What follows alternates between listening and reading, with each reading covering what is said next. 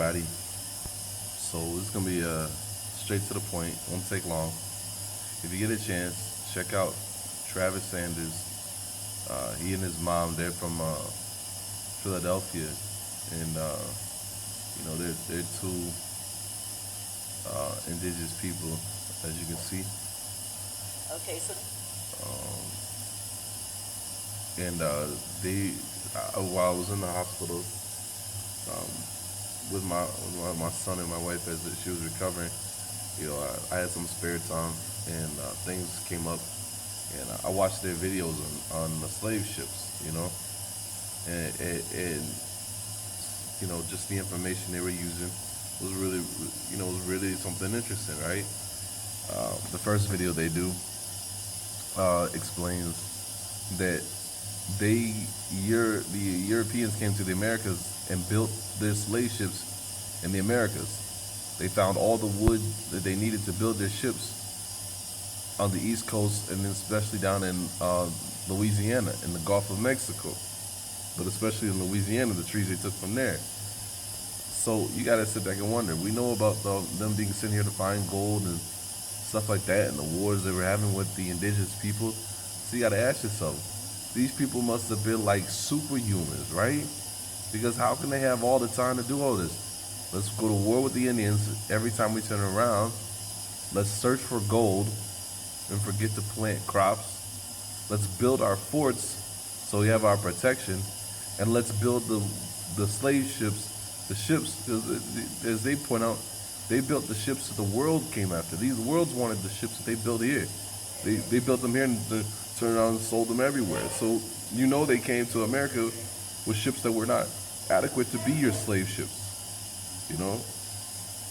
They came to America with a specific purpose. They didn't bring slaves here. That's why we see that painting with Santa Maria of the Good Winds in Europe, where they're taking the Indians as slaves to Europe, because they enslaved the indigenous population and made them their labor to build the slave ships, right? So if you get a chance, check these out, because they'll make you start to sit back and think, right? Let me see.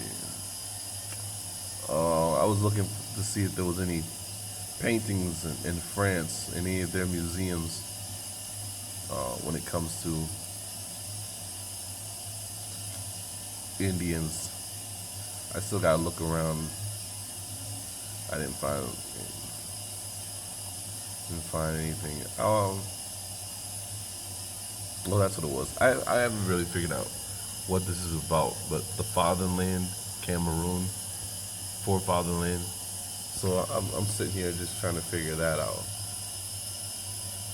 because you always hear, Afrocentrics and Pan-Africans here in America call it the motherland, and it's funny, the people there in Africa say no, it's the fatherland.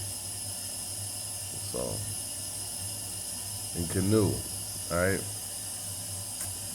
The reason why I was reading the etymology on this is I was trying to get the date of when it became popular, the use of the term canoe, and it clearly puts out here 1550s, originally in the West Indies context, right? And it was from the Spanish use by Columbus and the Arawaks and the Haitians.